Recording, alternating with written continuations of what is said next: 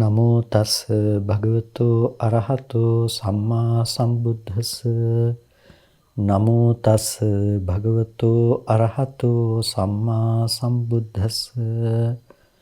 නමෝ තස් භගවතු අරහතෝ සම්මා සම්බුද්දස්ස. ශ්‍රද්ධා සම්පන්න කාරුණික පින්නතුනේ, හැම කෙනෙක්ම උතුම් සද්ධර්ම ශ්‍රවණය සඳහා සූදානම් වන මොහොත. මාතිකා වැඩසටහන ඔස්සේ හැම කෙනෙක්ම සම්බන්ධ වන්නේ අභිධර්ම පිටකයේහි ධම්මසංගණි ප්‍රකරණයට අදාළ මාතිකා පිළිබඳව විශේෂයෙන් හඳුනා ගන්නට. සමස්ත අභිධර්ම පිටකය පුරාවටම මේ මාතෘකා ධර්මයන් පිළිබඳව විග්‍රහ වී තිබෙනවා.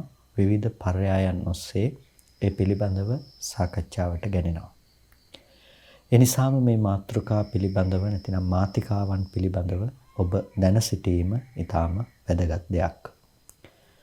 මේ කරුණු කාරණා දැන සිටීම බහුශ්‍රృత භාවයේ සඳහා හේතු වෙනවා වගේම ධර්මදේශනාවක් ශ්‍රවණය කරනකොට ඊටාම පහසුවෙන් ඒ ධර්ම කරුණු ඔබට තේරුම් ගන්නටත් මේ ලැබෙන නුවණ උපකාරී වෙනවා. ඒ වගේම ප්‍රතිපදාව පුරාගන්නේ කොහොමද? ඒ වගේම එයට අදාළ වන කරුණු කාරණාත් මේ ඔස්සේ ඔබට උකහා ගන්නට පුළුවන්කම තිබෙනවා.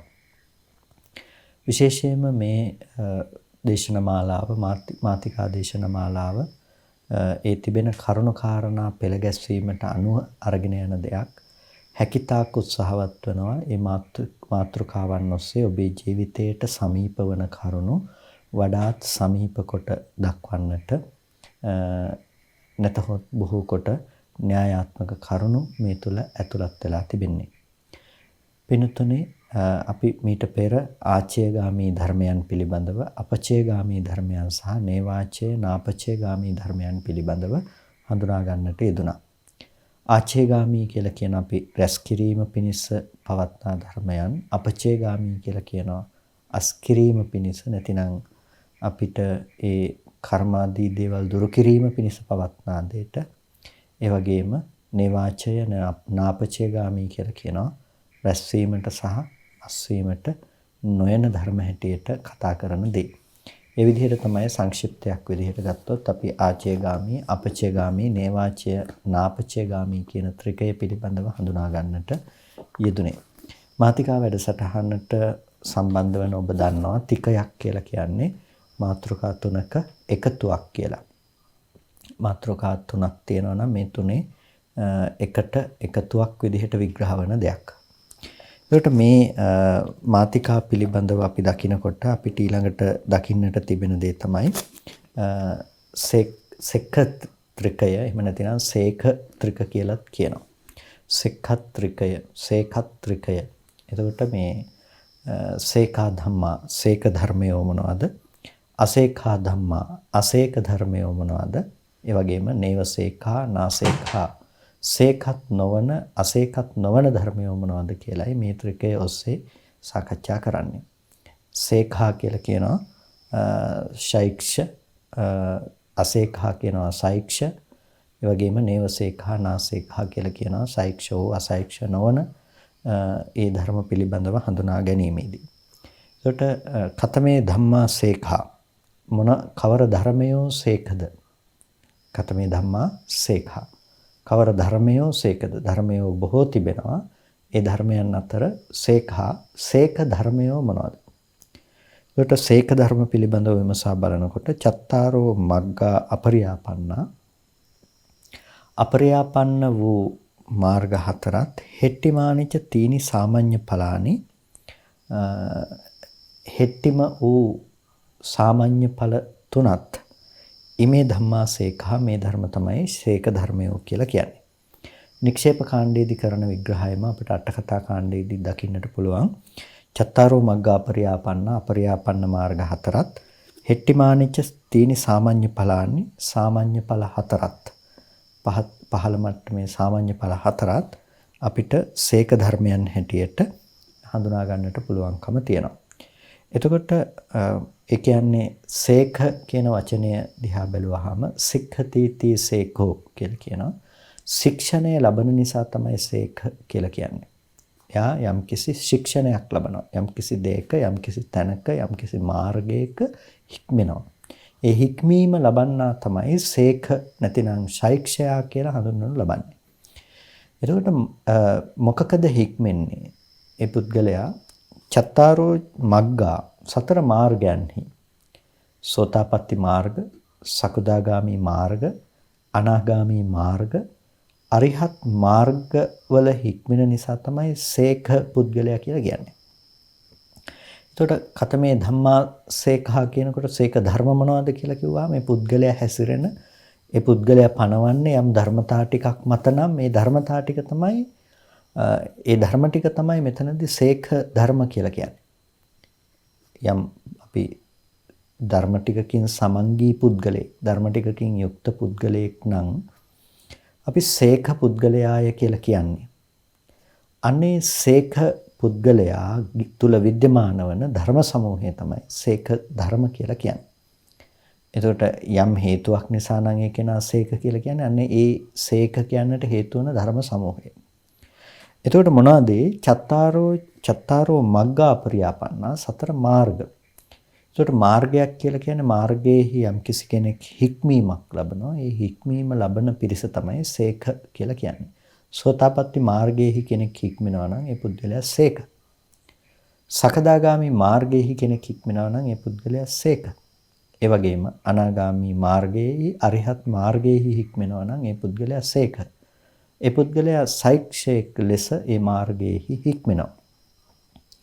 මාර්ගයේ ඉපදෙව්වේ නැති පුද්ගලයෙක් සේක පුද්ගලයෙක් බවට පත් වෙන්නේ නැහැ.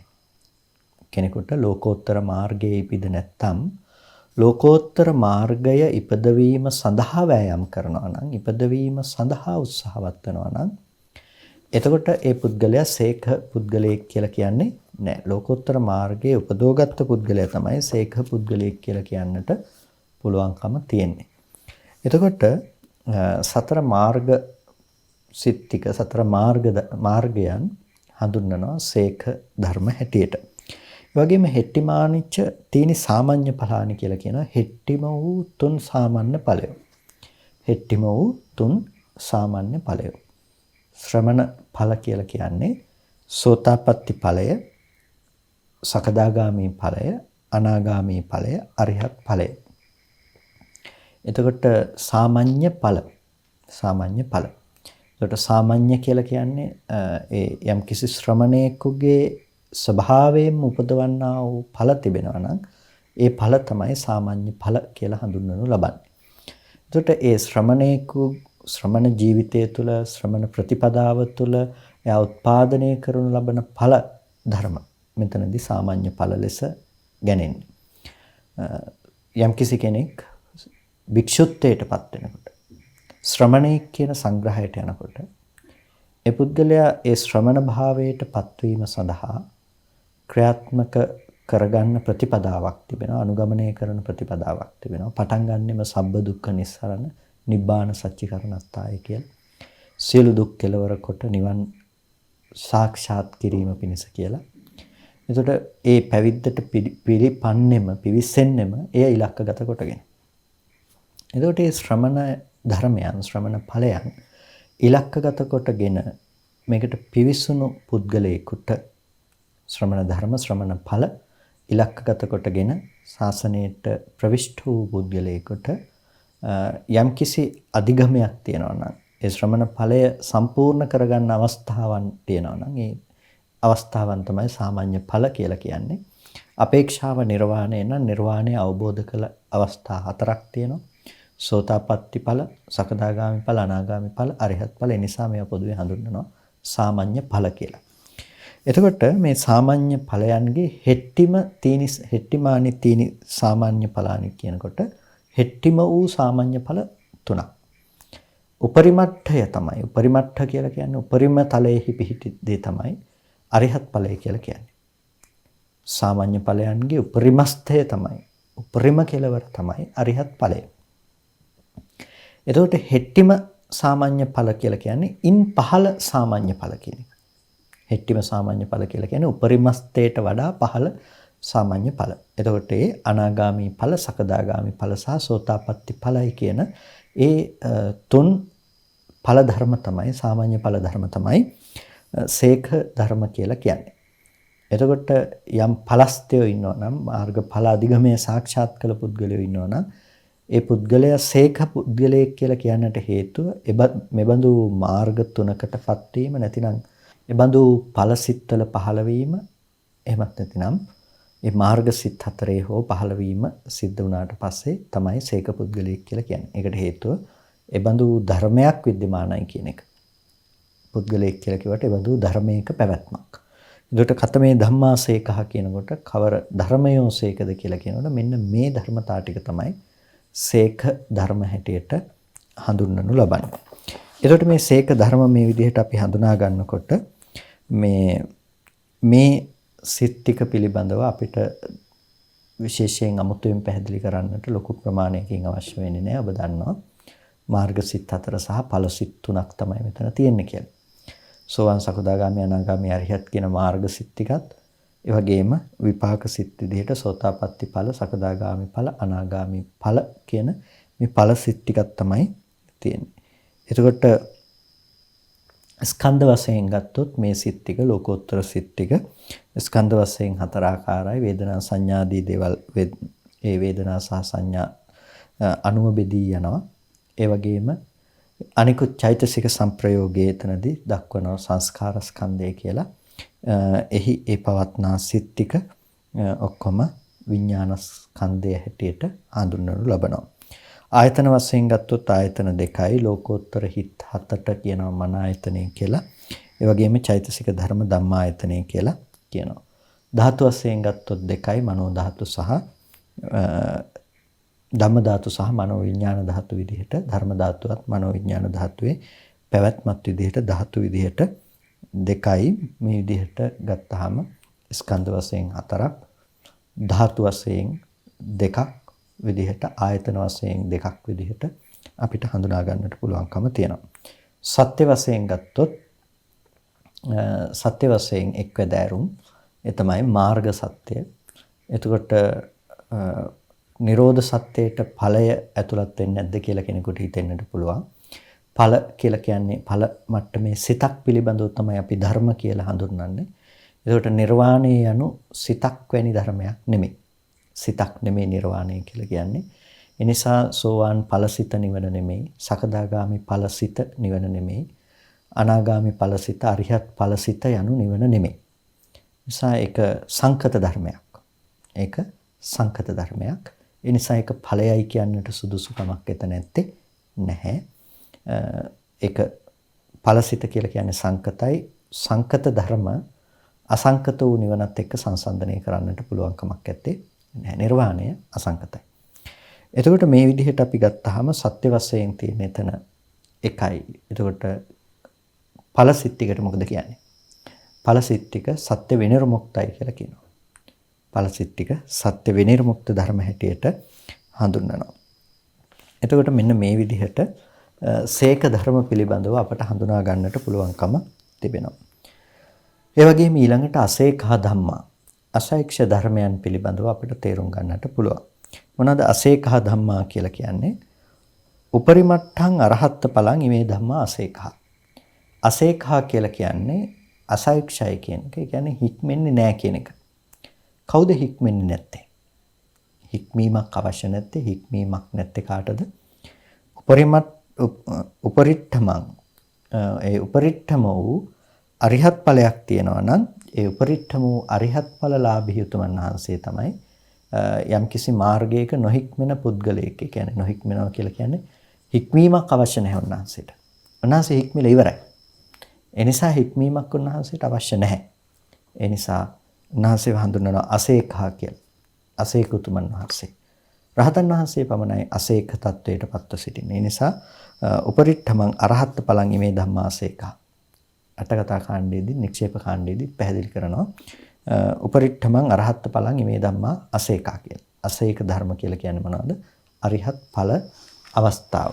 එතකොට අරිහත් ඵල තමයි අසේක ධර්මයේ හැටියට අපිට හඳුනා ගන්නට පුළුවන්කම තියෙන්නේ.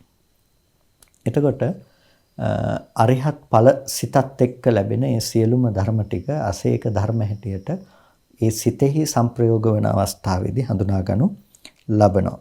එතකොට ස්කන්ධ වශයෙන් ගත්තොත් එහෙම ස්කන්ධ වශයෙන් ආකාර 4යි අරිහත් ඵල සිත කියනකොට වේදනා සංඥා කියන මේ චෛතසික ධර්මතා දෙක වේදනා ස්කන්ධයේ සංඥා ස්කන්ධයේ ලෙසත් ඒ වගේම එහි පවත්න අනිකුත් චෛතසික සංප්‍රයෝගයේ සංස්කාර ස්කන්ධයේ ලෙසත් අරිහත් ඵල සිත විඥාන ස්කන්ධයේ ලෙසත් ස්කන්ධ වශයෙන් සංග්‍රහ කරනවා. ඒ වගේම ආයතන වශයෙන් ගත්තොත් ආයතන වශයෙන් ආකාර දෙකයි චෛතසික සහ චෛතසික ධම්මායතනය වෙනකොට විඥානයේ මන ආයතනයේ බවට පත් වෙනවා. ධාතු විදිහට ගත්තාම ධාතු දෙකයි මනෝ ධාතු සහ ධම්ම ධාතු කියන මේ අවස්ථාවට. ඊට පස්සේ සත්‍ය වශයෙන් ගත්තොත් සත්‍ය විනිර්මුක්තයි අරිහත් ඵලසිත දුක්ඛ සත්‍යයයි කියන එක යටතට සංග්‍රහ කරන්නේත් නැහැ. සමුදය යටතට සංග්‍රහ කරන්නේත් නැහැ. ඵලසිත යනු මාර්ගසිතක් නෙමෙයි. ඒ වුණාට ඵලසිත යනු නිර්වාණයේ හෙවත් නිරෝධයත් නෙමෙයි. ඒ නිසා ඒක සත්‍ය විනිර්මුක්ත ධර්මයක් හැටියටයි අසේක ධර්ම පිළිබඳව හඳුනා ගන්නට තියෙන්නේ. එතකොට මෙන්න මේ අසේක ධර්ම පිළිබඳව දැනගත්තා වගේම තුන්වෙනි මාතෘකාව තමයි කතමේ ධම්මා නේවසේකා නාසේකා. නේවසේක නාසේක ධර්මය. නේවසේක සේකත් නෙමෙයි. න අසේකා අසයික්ෂත් නෙමෙයි. සේකත් නෙමෙයි අසයික්ෂත් නෙමෙයි. සේක කියලා කිව්ව අපි කාටද? හික්මෙනවා. මාර්ගයන්හි මාර්ග හතරක හික්මෙනවා. ඒ ඕනෑම තැනක ඉන්නා වූ පුද්ගලයෙක් සේක. ඒ වගේම හෙට්ටිම වුණ ඵල තුනක හික්මෙනවා. සෝවාන් ඵල, සකදාගාමි ඵල, අනාගාමි ඵල කියන ඵල තුනක හික්මෙනවා. එතකොට මේ පුද්ගලයා තමයි අපි සේක පුද්ගලයා කියලා හැඳින්වෙන්නේ. අසේක පුද්ගලයා කියලා කිව්ව රහතන් වහන්සේට. අසේක පුද්ගලයා කියලා කිව්ව රහතන් වහන්සේට. එතකොට කෙනෙකුට හිතෙන්න පුළුවන් අයි අනිත් අය පෘතජ්ජනාදී අය කවුද කියලා. ප්‍රතිපදාව වඩන පුරණ පටන් ගත්ත ඒ වගේ අය කවුද කියලා. එතකොට ඔන්න අපිට හම්බෙනවා නේවසේක නාසේක කියලා වචනයක්. නේවසේක නාසේක පුද්ගලයෝ තමයි අර පෘතජ්ජන මට්ටමේ ඉන්න සාමාන්‍ය ඇත්තෝ. එතකොට ඒ අයගේ ස්වභාවය තමයි නේවසේක නාසේක. ඒකට දැන් අභිධර්මය අනුව අපි කතා කරන්නේ පුද්ගල කතාවක් නෙමෙයිනේ. ධර්ම පිළිබඳව කතාවක්. එතකොට සේක ධර්ම කතා කළා, අසේක ධර්ම කතා කළා. ඒ වගේම නේවසේක නාසේක ධර්ම. මොනවාද නේවසේක නාසේක ධර්ම? තේ ධම්මේ ඨපෙත්වා. තේ ධම්මේ ඨපෙත්වා. ඒ උඩ කතා කරපු ධර්මයන් අතහැරලා සේක ධර්ම අසේක ධර්ම පිළිබඳව ඒ දේවල් අතහැරලා අවශේෂා අවශිෂ්ඨ වූ ඉතුරු වුණ කුසල අකුසල ව්‍යාකත කුසල අකුසල අව්‍යාකෘත ධර්ම තියෙනවා නම් කාමාවචර රූපාවචර අරූපාවචර අපරියාපන්න වූ ඒ ධර්ම තියෙනවා නම් වේදනාඛන්ද සංඥාඛන්ද සංඛාරඛන්ද විඥානඛන්ද සබ්බංච රූපං අසංකතාච ධාතු. එතකොට ස්කන්ධ ටිකත් සියලුම ආකාරයේ රූපත් ඒ වගේම අසංකත ධාතුවත් කියන ඉමේ ධම්මා නේවසේඛා නාසේඛා. මේ ධර්මය තමයි නේවසේඛා නාසේඛා. සේකත් නොවන අසයික්ෂත් නොවන දේවල් හැටියට හඳුන්වනු ලබන්නේ. එතකොට අටකතා කාණ්ඩයේදී මේක විග්‍රහ කරනවා තීසු භූමීසු කුසල. තුන් භූමියේහි කුසලයේ කාමාවචර කුසල, රූපාවචර කුසල, අරූපාවචර කුසල කියලා තුන් භූමිය අනුගේ කුසල් තියෙනවා. අකුසල තුන් භූමිය අනුගේපු අකුසල ධර්ම තියෙනවා. තීසු භූමීසු විපාකෝ තුන් භූමිය අනුගේපු විපාක ටිකක් තියෙනවා. තීසු භූමීසු කිරියා අව්‍යාකතං තුන් භූමිය අනුගේ ක්‍රියා අව්‍යාකෘත ධර්මයක් තියෙනවා. රූපංච නිබ්බානංච යම් රූපයක් තියෙනවා නම් යම් නිර්වාණයක් තියෙනවා නම් ඉමේ ධම්මා නේවසේකා නාසේකා. මේ ධර්මයෝ නේවසේක නාසේක ධර්ම. මේ ධර්මයෝ නේවසේක නාසේක ධර්ම. සෛක්ෂ ධර්මයොත් නෙමෙයි අසෛක්ෂ ධර්මයොත් නෙමෙයි. එතකොට හික්මනවා කියන තැනකට අයිති වෙන්නේ. දැන් අපි කියනවා සීලය තුලත් අපි ශික්ෂණයක් වෙනවා. එතකොට ඒ බඳු ආකාරයකින් පෘතජ්ජන කෙනෙක් සිල් සමාදන් වෙලා හික්මුණා කියලා ඒ පුද්ගලයා සීක පුද්ගලයෙක් බවට පත් වෙන්නේ නැහැ. සීක පුද්ගලයෙක් බවට පත් වෙන්නේ මාර්ගයක් උපදවුවොත්, මාර්ගයක් ලැබුවොත් තමයි ඒ පුද්ගලයා සීක පුද්ගලයෙක් කියලා කියන්නේ. එතකොට මේ මාර්ගයේහි ඉඳලා අරිහත් මාර්ගය දක්වාම ඒ ඉන්න පුද්ගලයෝ ටිකට කියනවා සීක පුද්ගලයෝ කියලා. මේ පුද්ගලයන්ට කියනවා සීක පුද්ගලයෝ කියලා. එතකොට මේ පුද්ගලයන්ට සීක කියන්නට හේතුනේ මාර්ග සහ ඵල ධර්ම. ඒ නිසා තමයි ඒවා සීක ධර්ම හැටියට හඳුන්වන්නේ. එතකොට දැන් නේවසේකා නාසේකා කියනකොට ඒ සීක බවටත් අයිති නැති උපරිමට්ඨය වූ අරිහත් ඵලයටත් අයිති නැති උන කොටස. මොනවාද? තීසු භූමිසු කුසලං. තුන් භූමිය අනුගේ කුසලයක් තියෙනවනම් අකුසලයක් තියෙනවනම් අපි යම් කිසි විදිහකට අර කර්ම රැස් කිරීම පිළිබඳව කතා කළා. එතකොට අපි කුසල කියන්නේ මොනවද? කුසල් සිත් කීයද? අකුසල් සිත් කීයද? මොනවද කියන එක පිළිබඳව මීට පෙර විග්‍රහ කරගෙන තිබෙනවා. අන්නේ තුන් භූමිය අනුව ගියපු කුසලයත් අකුසලයත් විපාක ටිකක්. කාමාවචර විපාක, රූපාවචර විපාක, අරූපාවචර විපාක කියලා යම් විපාක ටිකක් තියෙනවනම් තීසු භූමිසු ක්‍රියා ව්‍යාකතං තුන් භූමිය අනුව ගිය ක්‍රියා අව්‍යාකෘත ධර්ම තියෙනවනම් කාමාවචර ක්‍රියා, රූපාවචර ක්‍රියා, අරූපාවචර ක්‍රියා කියන මේ ක්‍රියා ධර්ම ටිකක් තියෙනවා නම් රූපයක් තියෙනවා නම් රූපයක් ඒ වගේම නිර්වාණ ධාතුවක් තියෙනවා නම් මේ ධර්මයෝ සෛක්ෂ ධර්මත් නෙමේ අසෛක්ෂ ධර්මත් නෙමේ සෛක්ෂෝ අසෛක්ෂ වශයෙන් නොකිය යුතුයි. ඒකට මේ ධර්ම ටික සංග්‍රහ කරනකොට ස්කන්ධ වශයෙන් නම් රූපයත් ඇතුළත් වෙන නිසා ස්කන්ධ පහක ඇතුළත් වෙනවා. ආයතන විදිහට ගත්තොත් ආයතන 12ක්ටම ඇතුළත් වෙනවා. ධාතු විදිහට ගත්තොත් ධාතු 18ෙම සංග්‍රහ වෙනවා. ඒ ධාතු 18ෙම සංග්‍රහ වෙන්නේ. දැන් චක්කු ධාතු, රූප ධාතු, චක්කු විඥාන ධාතු. මේ විපාකයක් තියෙනවා. අර රූපයත් ඇතුළත් වෙනවා. ඒ නිසා චක්කු ධාතු, රූප ධාතු, චක්කු විඥාන ධාතු කියන මේ තුනම සෝත ධාතු, සද්ද ධාතු, සෝත විඥාන ධාතු කියන මේ තුනම ඇතුළත් වෙනවා. ඒ නිසා මේ දේවල් මේ සියල්ලම ඇතුළත් වීම තියෙන නිසා අර ධාතු 18හිම මේක යෙදෙනවා කියන එක අපිට තේරුම් ගන්න පුළුවන්කම තියෙනවා. ධාතු 18කම සංග්‍රහ වෙනවා. සත්‍ය විදිහට ගත්තොත් එහෙම සත්‍ය විදිහට තුන්වැදෑරුම් කොට දකින්නට පුළුවන්කම තියෙනවා. ඒකට යම් විදිහකින් ඒ තැන්වල යෙදෙන සිත් දිහා අපි බලනකොට ලෝභය හැර ඒ අනිකුත් සියලු සිත් සහ ඒ සිත්වල යෙදෙන චෛතසික ධර්ම කාමාවචර, රූපාවචර, අරූපාවචර, කුසල, විපාක, ක්‍රියා කියන මේ සිත් දිහා බැලුවාම මේ සියලු සිත් ටිකත් මේ ටික ඔක්කොම එකතු කරලා ගත්තාම ලෝභය හැරලා දුක්ඛ සත්‍යෙහිලා සංග්‍රහ කරන්නට පුළුවන්කම තියෙනවා. රූපයත් දුක්ඛ සත්‍යෙහිලා සංග්‍රහ කරන්නට පුළුවන්. ඊට පස්සේ පුළුවන්කම තියෙනවා ලෝභය කියන දේ සමුදය සත්‍යෙහිලා සංග්‍රහ කරන්නට. ඊට පස්සේ නිර්වාණය කියන දේ, නිවන කියන දේ නිරෝධ සත්‍යෙහිලා සංග්‍රහ කරන්නට පුළුවන්කම තියෙනවා.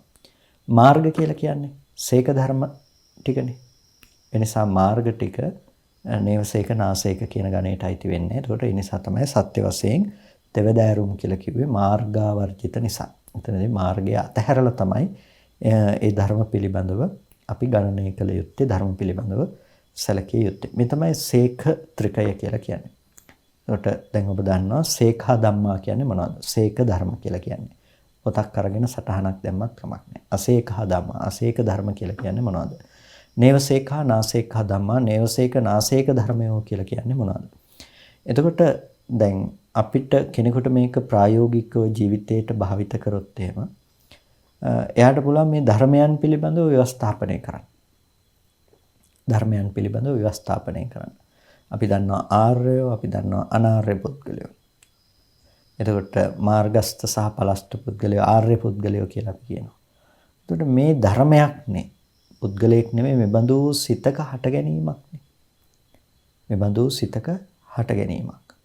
මේ බඳු සිතක නිරෝධයක් සිද්ධ වෙන්නේ. සත්වයක් පුද්ගලයෙක්යි ගත නොහැකි මේ බඳු ධර්මයක මේ බඳු සිතක හට ගැනීමක්. ඊට පස්සේ අපි ලෞකික මට්ටමේ කටයුතු කරන අනාර්ය මට්ටමේ මාර්ග සහ පලස්ත්‍ය නොවන පුද්ගලයන් පිළිබඳව බලනකොට ඒත් මෙබඳු ධර්ම ටිකක් නේවසේක නාසේක ධර්මයක පැවැත්මක් නේද? සෑම වෙලාවකදීම එක කුසල් සිතක් එක්ක අකුසල් සිතක් විපාක සිතක් උපදිනවා කියලා කියන්නේ මේ ධර්ම ටිකක් තියෙන්නේ. මේ ධර්ම ටික සත්වයේක්ක පුද්ගලයෙක්ක කියලා ගත නොහැකි මෙබඳු ධර්මතා ටිකක් නේද කියලා Tamanට ඒ පිළිබඳව නුවණින් දකින්න පුළුවන්කම තියෙනවා. අර ධර්ම පිළිබඳව විශ්ලේෂණය කරනකොට එයාට අර සත්පුද්ගල සංඥාව ඉවත් වෙනවා. සත්පුද්ගල සංඥාව එතන පවත්වන්නට නොහැකි තත්වයකටපත් වෙනවා. හුදු ධර්ම සම්තතියක හට ගැනීම සහ වැයවීම කියන තැන එයාට නුවණින් දකින්නට පුළුවන්කම ලැබිලා තියෙනවා. ඒ නිසා ප්‍රධාන වශයෙන්ම මේ කාරණා පිළිබඳව අපි තේරුම් ගන්නකොට මේ කරුණු පිළිබඳව අපි අවබෝධ කරගන්නකොට ප්‍රායෝගිකව අපේ ජීවිතය තුළින් අපි මේ කරුණු දකින්න උත්සාහවත් වෙනවා නම් ඒක ඊටාම වැදගත්. ප්‍රායෝගිකව තමන් තුළින් තමන්ගේ ජීවිතය තුළින් ඒක දකින්න පුරුදු වෙනවා. ඒ නිසා මොහොතක් හරි භාවිත කරන්න. මේක ත්‍රිකයක් පිළිබඳව බාහනකොට ඔබ ප්‍රායෝගිකව ඒ ත්‍රිකයේ කතා කරපු දේවල් ඔබේ ජීවිතය තුළට ආදේශ කරගෙන ඒක අත්දකින්නට උත්සාහවත් වෙන්න. ඒ කියන්නේ සේඛා ධම්මා කියනකොට ඔබට සෝතාපන්න පුද්ගලයෙක්, සකදාගාමි පුද්ගලයෙක්, අරිහත් මාර්ගයේ වඩන කෙනෙක් කියලා පුද්ගලයෙක් හම්බෙන තැනක මෙබඳු ධර්මයක් මෙබඳු සිතක මෙබඳු ධර්මතා ටිකක පැවැත්මක් නේද? ස්කන්ධ වශයෙන් මෙබඳු ධර්මතා ටිකක පැවැත්මක් නේද? මාර්ග සහ ඵල මට්ටමේ මෙබඳු සිත් ටිකක පැවැත්මක්. ස්කන්ධ හතරක්. එතකොට ආයතන දෙකක පැවැත්මක් නේද? මෙන්න මේ විදිහට එතන පවත්නාර ධර්මයන් පිළිබඳව ඔබ හොඳින් මෙනෙහි කරන්න, හොඳින් විශ්ලේෂණය කරන්න. එතකොට මේ ධර්මයන් පිළිබඳව හොඳින් මෙනෙහි කරනකොට, ධර්මයන් පිළිබඳව හොඳින් විශ්ලේෂණය කරගන්නකොට ඔබට ඒ තුළ නුවණක් උපදිනවා. මේ ධර්මතා රාශියක පැවැත්මක් නේද කියන තැනට. අර දැඩිව එල්බී ගත්ත සත්පුද්ගල බව හොලවා දමන්නට පුළුවන්කම තිබෙනවා. ධර්ම පිළිබඳව විශ්ලේෂණය කර ගැනීම. ඒ නිසා මේ එක මාතිකාවක් ගත්තත් ඒ එක මාතිකාව ඔබ එතනින් අතහර දමන්නේ නැතුව ඔබ ටිකක් ප්‍රායෝගිකව එදිනෙදා ජීවිතය තුළ ඒ ඔබ ලබාගත් දැනුම ප්‍රායෝගිකව භාවිත කරන්න පුරුදු වෙන්න. දැන් මේ දේශනාව අහගෙන ඉඳලා ඔබ යම් පුරුද්දක් ඔබ යම් දැනුමක් ලබනවානේ. සේක ධර්ම, අසේක ධර්ම, නේවසේක නාසේක ධර්ම කියලා. එතකොට අපි මුලින්ම පැහැදිලි කරගත්තානේ ධම්මා කියලා කියන්නේ ඒ කියලා සත්ව පුද්ගල භවෙන් තොර වූ හුදු ධර්ම සම්තතියක් කියන්නේ ධම්මා කියලා කියන්නේ. එතකොට මේ හුදු ධර්ම සම්තතියක් කියලා අපි දැනගත්ත එක පිළිබඳව ඔබ ඒක ආදේශ කරලා බලන්න සත්ව පුද්ගල භව හම්බෙන තැනට. එතකොට සේක කියලා කියන්නේ මෙබඳු පුද්ගලයෙක් කියලා හිතුවට මෙබඳු ධර්මයක් නේ.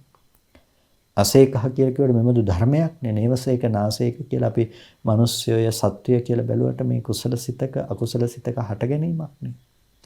එතකොට අපිට විශ්ලේෂණය කරලා බලනකොට රූපේද, වේදනාවද, සංඥාවද, සංස්කාරයේද, විඥානයේද කියලා අපිට බලනකොට සත්වයක් විදිහට හම්බෙන්නේ, පුද්ගලයෙක් විදිහට හම්බෙන්නේ, මම විදිහට හම්බෙන්නේ. අපිට පේනවා මේ එකකවත් සත්ව පුද්ගල හෝ මම කියන තැනින් ඇසුරු කරන්නට පුළුවන් කමක් නැහැ නේද කියලා. ඒකට ඒ හුදු ධර්ම සම්තතිය පිළිබඳව ඒ නුවණ පැවැත්වීමේ හැකියාව අපිට තියෙනවා මේ කාරණා පිළිබඳව ඉගෙන ගැනීමෙන්, මේ කාරණා පිළිබඳව විශ්ලේෂණය කර ගැනීම. ඒ නිසා මාතෘකා ටිකක් ඇහිීම පමණක් නෙමෙයි, දරා ගැනීම පමණක් නෙමෙයි. ඒ ටිකක් ඔබේ ජීවිතය තුළ ඔබ මෙනෙහි කරන්න පුරුදු වෙන්න. එතකොට අර ප්‍රායෝගිකව ඔබට ධර්ම ප්‍රතිපදාව පිළිබඳව ඉගෙන ගන්නට සහ ඒක ධාරණය කරගෙන පවත්වා ගන්නට පහසුවකුත් වෙනවා. අනික් පැත්තෙන් අනාත්ම ධර්මය සාක්ෂාත් කරන්නට හේතුවක් වෙනවා. ඊට පස්සේ අපිට මේ සේක ත්‍රිකය නැත්නම් සෙක්ඛ කියලාත් කියනවා. සෙක්ඛ ත්‍රිකය ඉවර වුණාම අපිට ඊළඟට ලැබෙන ත්‍රිකය තමයි පරිත්ත ත්‍රිකය කියලා කියන්නේ. ඒ තමයි පරිත්තා ධම්මා, ඒ වගේම මහග්ගතා ධම්මා, අප්පමානා ධම්මා කියන මේ ත්‍රිකය. පරිත්ත ධර්මය, ඒ වගේම මහග්ගත ධර්මය, අප්පමාන ධර්මය. පරිත්තා ධම්මා, මහග්ගතා ධම්මා, අප්පමානා ධම්මා. එතකොට කතමේ ධම්මා පරිත්තා, කවර ධර්මයෝද පරිත්ත ධර්මය? කවර ධර්මයෝද පරිත්ත ධර්මය? එතකොට පරිත්ත කියලා කියන්නේ කෙටි. පරිත්ත කියලා කියන්නේ ඊටමත් කෙටි පහත් මට්ටමේ දේවල් හඳුන්වනවා අපි පරිත්ත කියලා. එතකොට කතමේ ධම්මා පරිත්තා, කවර ධර්මයෝ පරිත්තද? ධර්මයන් අතර ඒ පරිත්ත කියන කොටසට ඇතුළත්ම කවර ධර්මයෝද පරිත්ත වෙන්නේ? සබ්බේව කාමාවචරා කුසලා කුසලා ව්‍යාකතා ධම්මා. එතකොට සබ්බේව කාමාවචර සියලුම ආකාරයෙන් තියෙන කාමාවචර වුණ කුසල අකුසල අව්‍යාකෘත ධර්ම කුසල අකුසල අව්‍යාකෘත ධර්ම තියෙනවා නම් මේ කුසල අකුසල අව්‍යාකෘත ධර්ම ටික ඔක්කොම පරිත්ත ධර්මය. පරිත්ත ධර්මය, කෙටි ධර්මය, පහත් ධර්මය. රූපක්ඛන්ධ, වේදනක්ඛන්ධ, සංඥාක්ඛන්ධ, සංඛාරක්ඛන්ධ, විඥානක්ඛන්ධ. ඒකට කාමාවචර වුණ යම් රූපස්කන්ධයක් තියෙනවා නම් වේදනා සංඥා සංස්කාරයක් විඥානයක් තිබෙනවා නම් ඒ ධර්ම සියල්ලක්ම හඳුන්වනු ලබනවා පරිත්ත ධර්ම හැටියට. එතකොට මේක අපි අට කතා කාණ්ඩය තුලදී අපිට විමසා බැලුවොත් කාමාවචර කුසල කාමාවචර කුසල් ටික අකුසල කාමාවචර අකුසල් ටික. ඒකට 아무තෙන් කාමාවචර කියන්නට අවශ්‍ය නැහැ. අකුසල් කොහොමත් කාම භූමියේ පවතින්නේ. ඒ නිසා අකුසලං අකුසලේ සබ්බෝ කාමාවචරස්ස විපාකෝ කාමාවචර සියලු විපාක ධර්මයොත් කාමාවචර ක්‍රියා අව්‍යාකතං කාමාවචර වන ක්‍රියා අව්‍යාකෘත ධර්මයක් තියෙනවා. කාම භූමියේ යෙදෙන යම් ක්‍රියා අව්‍යාකෘත ධර්මයක් තියෙනවා නම් ඒ දේ සබ්බංච රූපං සියලු රූපයත් ඉමේ ධම්මා පරිත්තා මේ ධර්මයන්ට කියනවා පරිත්ත ධර්මයෝ කියලා. එතකොට මේ ධර්මයෝ කෙටි මේ ධර්මයෝ පරිත්තයි මේ ධර්මයෝ පහත් මට්ටමේ පවත්නා දේවල් පරිත්ත ධර්ම. එතකොට කාමාවචර මට්ටමේ තියෙන ඒ සියල්ලක්ම අයිති වෙනවා මෙතෙන්ට. කාමාවචර කුසල අකුසල අව්‍යාකෘත කියලානේ කිව්වේ. එතකොට කුසල ධර්ම අකුසල ධර්ම විපාක ධර්ම සියලුම රූපයත් ඊට පස්සේ ඒ ස්කන්ධ ධර්මතා ටික ස්කන්ධ විදිහට ගත්තොත් ඒ සියල්ලක්ම පරිත්ත ධර්ම කියලා තමයි සංග්‍රහ වෙන්නේ. සමස්ත කාම භූමියම කාම ධාතුවම පරිත්ත ධර්මයෝ එතකොට. එතකොට මෙන්න මේ ආකාරයෙන් ගත්තාම පරිත්ත කියන වචනය ඔස්සේ කෙටි කියන එක ධර්මයන් පිළිබඳව අපි විසඳ ගන්නකොට විමසනකොට ස්කන්ධ වශයෙන් ස්කන්ධ පහක් රූප වේදනා සංඥා සංඛාර විඥාන කියන ඒ වගේම ධාතු වශයෙන් ගත්තොත් ධාතු 18ක් ඒ වගේම ආයතන විදිහට ගත්තොත් ආයතන 12ක් සත්‍ය විදිහට ගත්තොත් එහෙම අපිට සත්‍ය දෙකක් දුක්ඛ සමුදයත් කියන සත්‍ය දෙකක් හඳුනා ගන්නට පුළුවන්කම තිබෙනවා. පරිත්ත ධර්ම විදිහට. උන්ට කාමාවචර කුසලයේ කියනකොට අර කුසල් සිත් ටික ඒ වගේම අකුසලයේ කියනකොට අකුසල් සිත් 12 මේ ආකාර ලෙස අපි විපාක පිළිබඳව කතා කරනකොට අකුසල විපාක සහ කුසල සහේතුක හේතුක විපාකයන් පිළිබඳව අපිට හඳුනා ගන්නට පුළුවන්. ඊට පස්සේ ක්‍රියාසිත කියනකොට අර මහා ක්‍රියාසිතට අපිට හඳුනා ගන්නට පුළුවන්කම තියෙනවා. ඊට පස්සේ සබ්බංච රූපං සියලු රූපයත් කියන මේ ධර්මයොත් ඒ වගේම කාමාවචර අනිකුත් ආවර්ජන ආදී පවත්නා ඒ ක්‍රියා චිත්තෝත්පාද තුනත් අපිට මෙතනදී හඳුනා ගන්නට පුළුවන්. එතකොට මෙන්න මේ විදිහට මේ ධර්මය තමයි මොනවාද? පරිත්ත ධර්මය. පරිත්ත ධර්මය. ඊට පස්සේ විග්‍රහ කරනවා කතමේ ධම්මා මහග්ගත. මහග්ගත ධර්ම මොනවද? එතකොට රූපාවචර අරූපාවචර. රූපාවචර වුණ අරූපාවචර වුණ කුසල අව්‍යාකෘත ධර්මයක් තියෙනවා නම් කුසල අව්‍යාකත ධම්ම. කුසල අව්‍යාකෘත ධර්මයක්. ඒ කියන්නේ කුසලයක් සහ විපාකයක් තිබෙනවා නම් ඒ තැන්වල වේදනා සංඥා සංඛාර විඥාන ස්කන්ධයක් තිබෙනවා නම් ඉමේ ධම්මා මහග්ගත. මේ ධර්ම තමයි මහග්ගතයි කියලා කියන්නේ. රූපාවචර අරූපාවචර කුසල අව්‍යාකතයි මේ ධම්මා මහග්ගත. අට කතා කාණ්ඩෙදිත් ඒ විග්‍රහයම කරනවා. රූපාවචර අරූපාවචර කුසල සහ අව්‍යාකෘත ධර්මයෝ තමයි මහග්ගත ධර්ම කියලා කියන්නේ. පරිත්ත ධර්ම කියලා කියන්නේ පහත් කෙටි ධර්මයක්. ඊට පස්සේ මහග්ගත ධර්ම කියලා කියන්නේ ඊට වඩා ප්‍රණීත වන ඊට වඩා ඉහළ මට්ටමේ තියෙන පැතිරවිය හැකි මට්ටමින් තියෙන ඒක ප්‍රධාන වන අර්ථයෙන් තමයි මහග්ගතයි කියලා කියන්නේ. එතකොට මේ මහග්ගත ධර්ම රූපාවචර ධාන අරූපාවචර ධාන කියන මේ ධාන සිත් ටික කුසල් සිත් ටිකත් ඒ වගේම එහි විපාකයක් ප්‍රථම ධාන කර්මයක් තියෙනවා නම් ප්‍රථම ධාන විපාකයක් තියෙනවා නම් මේ දෙකම ဒုတိ ය ධාන කර්ම ဒုတိ ය ධාන විපාක කියන මේ දෙකම. එතකොට ඒ කියන්නේ ප්‍රථම ධාන කුසලය ဒုတိ ය ධාන කුසලය සහ විපාක ආදී ලෙස ගත්තාම අරූපාවචර මට්ටමෙත් ඒ විදිහටමයි මේ ධර්ම තමයි මහග්ගතයි කියලා කියන්නේ. ඒකට මේ ධර්මයන් උපදවනකොට ඒ නිමිත්ත පැතිරවීම ආදී ලෙස ඒ දේවල් සිද්ධ කරන්නට පුළුවන්කම තියෙනවා. ඒ නිසා මේවා පරිත්ත ධර්ම හැටියට හඳුන්වන්නේ ඊට වඩා ප්‍රණීතතර බැවින් ඊට වඩා උසස් බැවින් මේ රූපාරූප ධර්මයන් පිළිබඳව හඳුන්වනවා මහග්ගත ධර්ම කියලා. එතකොට මේ මහග්ගත ධර්ම පිළිබඳව අපි හඳුනා ගන්නකොට අපිට දකින්නට පුළුවන් මේ වලට මහග්ගත කියලා කියන්නේ අර විශාල ප්‍රදේශයක පැතිර පවත්නා බැවින්ද ඒ අරමුණ විශිෂ්ට ශ්‍රේෂ්ඨ වන බැවින්ද මේ දේවල් මහග්ගත කියලා කියනවා. එතකොට මෙන්න මේ ධර්ම ස්කන්ධ වශයෙන් ස්ථාන හතරක යෙදෙනවා. වේදනා සංඥා කියන ධර්මය වේදනා සංඥා ස්කන්ධ ලෙසත් ඒ වගේම අනිකුත් චෛතසික ධර්මය සංස්කාරයේ ලෙසත් සිත විඥානයේ ලෙසත් ස්කන්ධ හතරක යෙදෙනවා. ඊට පස්සේ ආයතන වශයෙන් ආකාර දෙකයි මන ආයතන සහ ධම්මායතන කියන ආයතන දෙකක්. ඊට පස්සේ ධාතු වශයෙන් ආකාර දෙකයි මනෝ විඥාන ධාතු සහ ධම්ම ධාතු කියන ධාතු වශයෙන් ආකාර දෙකකුත්. ඒ වගේම සත්‍ය වශයෙන් එක්වැදෑරුම් මහග්ගත සිත් ටික ඔක්කොම දුක්ඛ සත්‍යෙහිලා සංග්‍රහ වෙනවා. ඒ ඔක්කොම සත්‍ය වශයෙන් ආකාර දෙකකට ඇතුළත් වෙනවා. ඒකට මේ විදිහට අපිට මෙතන සත්‍ය වශයෙන් යෙදෙන විදිහ පිළිබඳව තේරුම් ගන්නට පුළුවන්. ඒකට මේ තමයි මහග්ගත ධර්ම. එතකොට යම් කිසි තැනක ඔබට වචනයක් ඇහෙනකොට මහග්ගතා ධම්මා කියලා මහග්ගත ධර්ම කියනකොට රූපාරූප භූමි ගැනයි කතා කළේ කියලා තේරෙන්නට ඕන. පරිත්තා ධම්මා කියනකොට පරිත්ත වූ ධර්ම ගැන කතා කරනවා කාම භූමිය ගැනයි කතා කරන්න කියන එක තේරෙන්නට ඕනේ. ඊට පස්සේ කතමේ ධම්මා අප්පමාන මොනවද අප්‍රමාණ වූ ධර්මය? අපරියාපන්නා මග්ගාච මග්ගඵලානිච අපරියාපන්න වූ මාර්ගයත් මාර්ගඵලේනොත් අප්පමාන ධර්ම. අසංකතාච ධාතු මේ ධම්මා අප්පමාන. අසංස්කෘත ධාතුවක් තියෙනවා නම් ඒ අසංස්කෘත ධාතුවත් නිර්වාණයත් කියන දේ අප්‍රමාණ ධර්ම. ඒක ප්‍රමාණ කරන්නට පුළුවන් කමක් නැහැ. පරිත්තයි කියන්නේ ප්‍රමාණයක්. මහග්ගතයි කියලා කියන්නේ ප්‍රමාණයක්. නිර්වාණය කියන දේ අප්‍රමාණයි.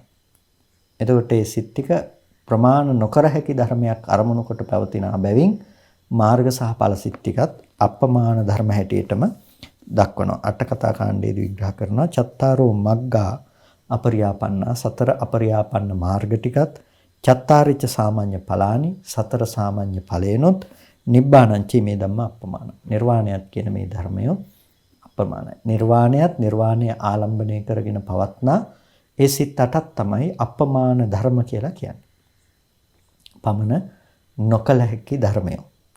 එතකොට මේ දේවල් ටිකත් ස්කන්ධ වශයෙන් අර අපි කලින් කතා කළා වගේම බෙදා දක්වනවා. ස්කන්ධ වශයෙන් හතර ආකාරයකට වේදනා සංඥා දෙකකටත් අනිච්චෛතසික සංස්කාර ස්කන්ධයටත් සිත විඥාන ස්කන්ධයටත් ධාතු වශයෙන් දෙකයි මන ආයතන ඒ වගේම ධම්ම ආයතන විදිහට විඥාන විදිහට ගත්තාම මේ මනෝ විඥාන ධාතුවට අයිති වෙනවා. විඥාන ධාතු විදිහට ගත්තාම ධම්ම ධාතුවට අයිති වෙනවා. ධාතු විදිහෙන් දෙපාරකට ගත්තාම සත්‍ය වශයෙන් ගත්තාම සත්‍ය වශයෙන් අපිට දකින්නට පුළුවන්කම තියෙනවා මාර්ග සත්‍යයට සංග්‍රහ වන අයුරුත් නිවන අසංස්කෘතය නිරෝධ සත්‍යයට සංග්‍රහ වන අයුරුත් එතකොට ඒ ධර්මතා ටික ඔක්කොම මාර්ග ධර්මතා ටික මාර්ග සිත් ටිකටත් නිවන නිරෝධ සත්‍යයට සංග්‍රහ කරාම අවශිෂ්ට වන ධර්මය සත්‍ය විනිර්මුක්ත ධර්මයන් හැටියට සංග්‍රහ කරනවා. මොනවාද? සෝතාපට්ටි ඵල, සකදාගාමි ඵල, අනාගාමි ඵල, අරිහත් ඵල කියන්නේ සත්‍ය විනිර්මුක්ත ධර්මයන් හැටියට එතනදී සංග්‍රහ කරනවා. එතකොට අපිට පේනවා සත්‍ය වශයෙන් එතනදී ආකාර සත්‍ය දෙකක පැවැත්මක්. නිරෝධ සත්‍යයත් මාර්ග සත්‍යයත් කියන සත්‍ය දෙකට අයිති වෙනවා. එතකොට මෙන්න මේ විදිහට දැන් අපිට පරිත්තත්‍රකේ අරගෙන කතා කළොත් පරිත්ත ධර්මයන් පිළිබඳව පරිත්තා ධම්ම. එතකොට පරිත්ත ධර්මය අපි මිනිස්සෙක්ක සත්‍යයක පුද්ගලයෙක්ක කියලා අපි දකිනවා තිරසංගත සතෙක්ක මේ මිනිස්සෙක්ක මේ මිනිස්සයා මට මෙහෙම කිව්වා නේද මෙහෙම කළා නේද ඔබ ටිකක් මේ කරුණු ජීවිතය තුළ අර කියපු විදිහට ඔබ ප්‍රායෝගිකව භාවිත කරන්න පුරුදු කරන්න ඔබ පටන් ගත්තාම ඔබට નિરાයාසයෙන්ම පුළුවන්කම තියෙනවා මේක පරිත්ත ධර්මයක් නේද කියලා දකින්න.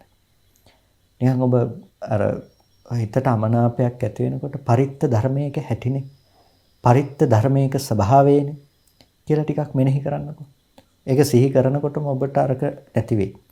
කෙනෙක් පිළිබඳව මේ මිනිස්සයා මට මෙහෙම කිව්වා නේද කියලා හිතනකොටම ඔබ හිතන්න මේ පරිත්ත ධර්මයක ස්වභාවයනේ.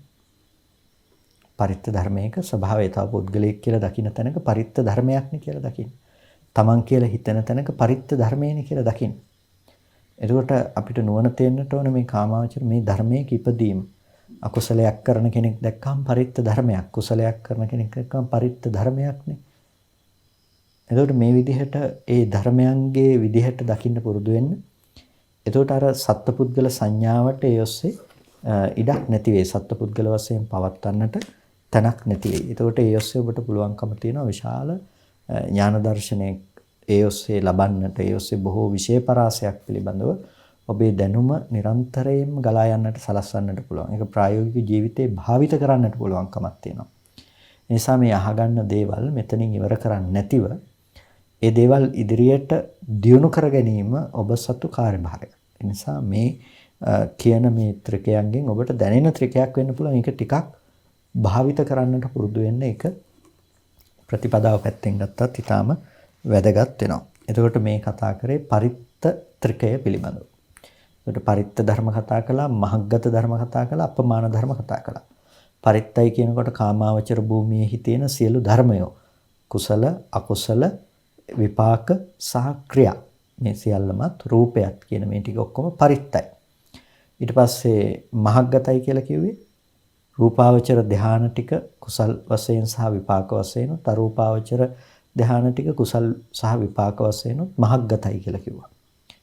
අපමානයි කියලා කිව්වා නිර්වාණයත් නිවන අරමුණු කරන මාර්ග සහ ඵල සිත් ටිකත් අපි කිව්වා මහග්ගත අපමාන ධර්ම හැටියට. ඒ නිසා මේ විදිහට පරිත්ත මහග්ගත සහ අපමාන ධර්ම පිළිබඳව ඔබ සම්මර්ෂණය කරන්නට අවශ්‍යයි.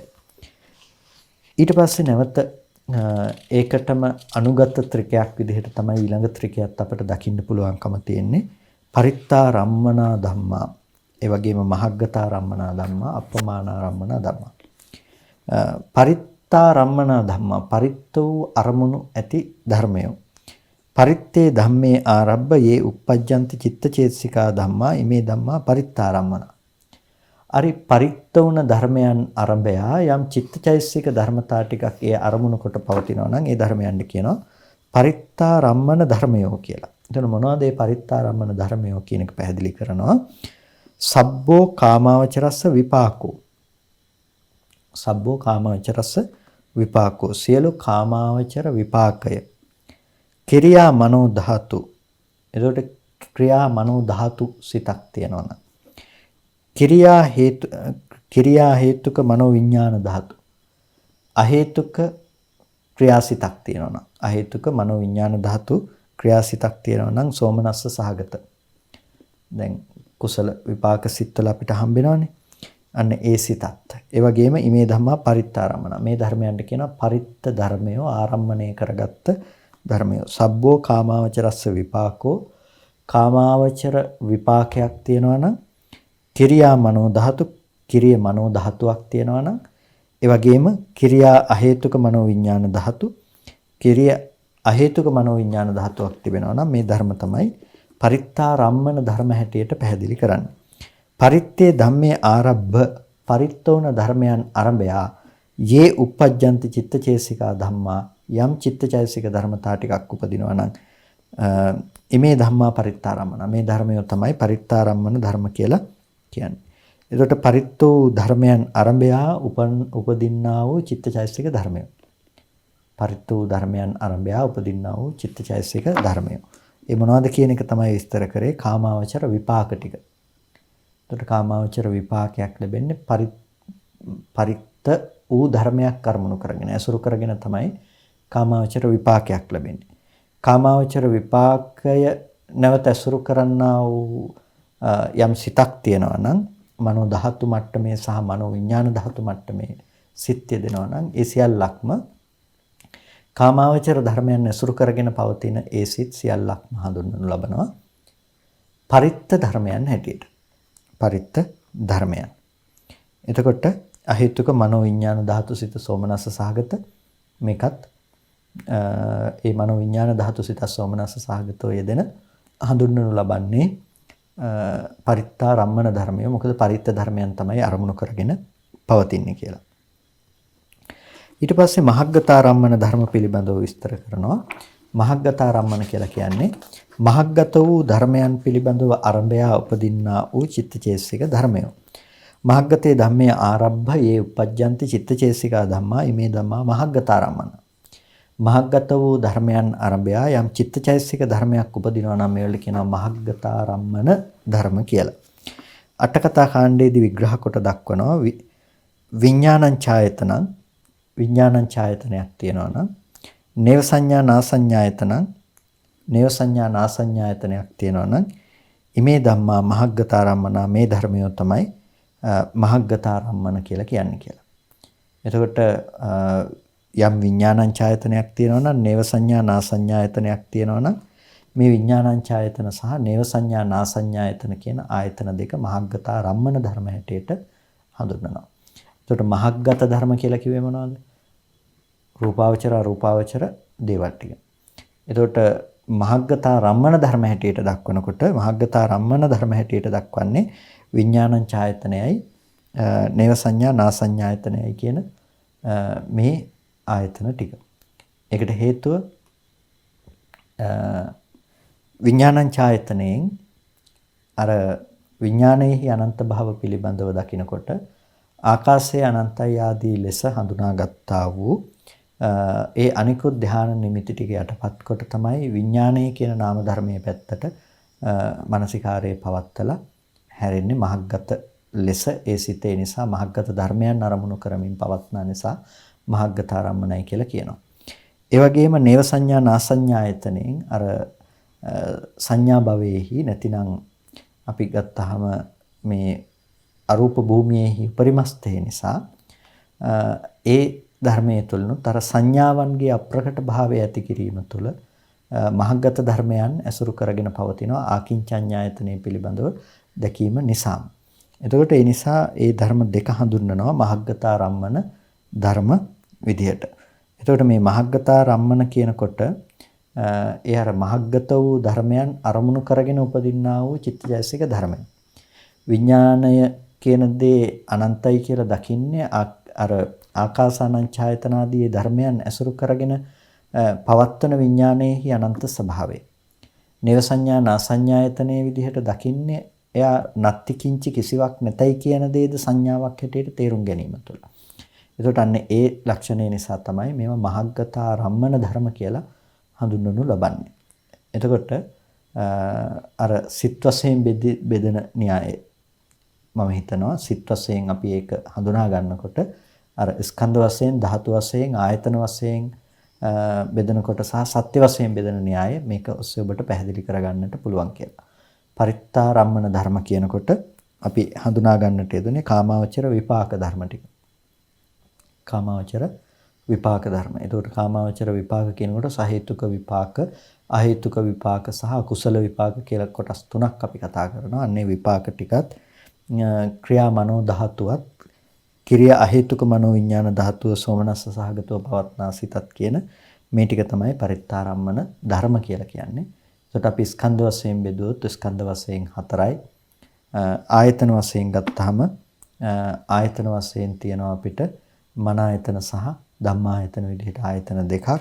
ඒ වගේම ධාතු විදිහට අපිට දකින්නට පුළුවන් අටවැදෑරුම් වන ආකාරය කොහොමද ධාතු විදිහට අටවැදෑරුම් වෙන්නේ? කාමාවචර විපාක ධර්ම ටික ඇතුළත් වෙන නිසා අපිට සිත් ටික චක්කු විඥාන, සෝත විඥාන, ගාහන විඥාන, ජීවහා විඥාන ආදී කාය විඥාන ආදී ඒ සිත් ටිකත් ඇතුළත් කොට තමයි මෙතනදී ගන්නට තියෙන්නේ. ඒ නිසා මේ ඔක්කොම විඥාන ධාතු සිත් විදිහට අපිට හඳුනා ගන්නට පුළුවන්කම තියෙනවා. ඊට පස්සේ පංචද්වාරා වජ්ජන සිත සහ සම්පටිච්ඡන කියන සිත් දෙක පංචද්වාරා වජ්ජන සිතත් සම්පටිච්ඡන සිතත් මනෝ ධාතු සිත හැටියට හඳුනා ගන්නට පුළුවන්කම තියෙනවා. එතකොට අනික් සිත් ටික මනෝ විඥාන ධාතු විදිහට හඳුනා ගන්නට පුළුවන්. චෛතසික ධර්මතා ටික ධම්ම ධාතු විදිහට හඳුනා ගන්නට පුළුවන්කම තියෙනවා. මේ විදිහට ධාතු වශයෙන් අටවැදෑරුම් විදිහට දකින්න පුළුවන්. සත්‍ය වශයෙන් දෙවැදෑරුම් සිත් ටික ගත්තාම ලෝභය වර්ජිත වුණ ඒ ධර්මතා ටික ඔක්කොම දුක්ඛ සත්‍යයට සංග්‍රහ වෙනවා. ඊට පස්සේ ලෝභය සමුදය සත්‍යයට සංග්‍රහ වෙනවා. මේ විදිහට සත්‍ය වශයෙන් ආකාර දෙකක් විදිහට අපිට හඳුනා ගන්නට පුළුවන්කම තියෙනවා. මේ මහග්ගත ධර්ම සහ අපමාන ධර්මයන් පිළිබඳවත් ඒ අරමුණු කරන ආකාරය පිළිබඳවත් තවදුරටත් අපි ඉදිරියේදී සාකච්ඡා කරන්නට බලාපොරොත්තු වෙනවා. කල්පනා කරගන්න සද්ධර්ම ශ්‍රවණය කරගෙන යෝනිසෝ මනසිකාරයේ පවත්තල වටිනා කුසලයක් හැමදිනම අද දවසේදී සිද්ධ කරගන්නට යෙදුනේ. මේ සිද්ධ කරගත්ත සියලු කුසල ධර්මයන් අපි අනුමෝදන් කළ යුතු අයට අනුමෝදන් කරමු. පළමුවෙන් අපට අර්ථයෙන් ධර්මයෙන් අනුශාසනා කළ අපේ ධර්මාචාර්ය අවසරයි මාංකඩවල සුදස්සන ස්වාමීන් වහන්සේට, අවසරයි මාංකඩවල නන්දරත්න ස්වාමීන් වහන්සේට, ස්වාමීන් වහන්සේලා දෙනමටම උතුම් නිවනින් සැනසීම පිණිස මේ කුසලයේ හේතුපනිශ්‍රේම වේවා කියලා සාදු කියලා පින් අනුමෝදන් කරනවා.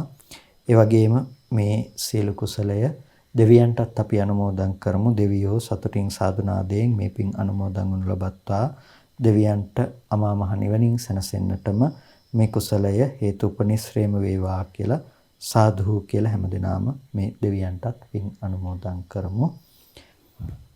ඒ වගේම අද ධර්ම දේශනාවෙහි දායකත්වයෙන් කටයුතු කරනවා කැනඩාවේ වෙසෙන හසන්ත සිරිසේන මහත්මයා ඇතුළු ඒ පවුලේ සියලු දෙනා පුණ්‍යානුමෝදනා කරන්නට බලාපොරොත්තු වෙනවා. මාස 9කට පමණ පෙර මිය පරලෝ යන්නට යෙදුණු කාංචනා ආරියරත්න සිරිසේන මහත්මියට පුණ්‍යානුමෝදනා කරන්නට, ඒ වගේම එතුමා නමින් මියගිය පියතුමා සහ සීයලා ආච්චිලා ඇතුළු ඥාති ගුරුවරුන් ඇතුළු සෑම සියලු දෙනාටම පුණ්‍යානුමෝදනා කරන්නට බලාපොරොත්තු වෙනවා. කල්පනා කරන්න ඒ මියගිය කාංචනා ආරියරත්න සිරිසේන මහත්මිය ඇතුළු වර්ග පරම්පරානුයාත මෙලොව වශයෙන් හෝ සාංසාරිකව මියගිය යම් ඥාතිවරයෙක් පින් බලාපොරොත්තු වෙනවා නම් සෑම සියලු ඥාති වර්ගයාම මේ පින තමන් කළ පිනක් මෙන් සතුටින් සාදුනාදයෙන් අනුමෝදන් වනු ලබත්වා ඒ ඥාතීන්ට අමා මහ නිවනින් සැනසීම පිණිස මේ කුසලය හේතුපනිශ්‍රේම වේවා කියලා සාදු කියලා ඥාතීන්ටත් පින් අනුමෝදන් කරන්න.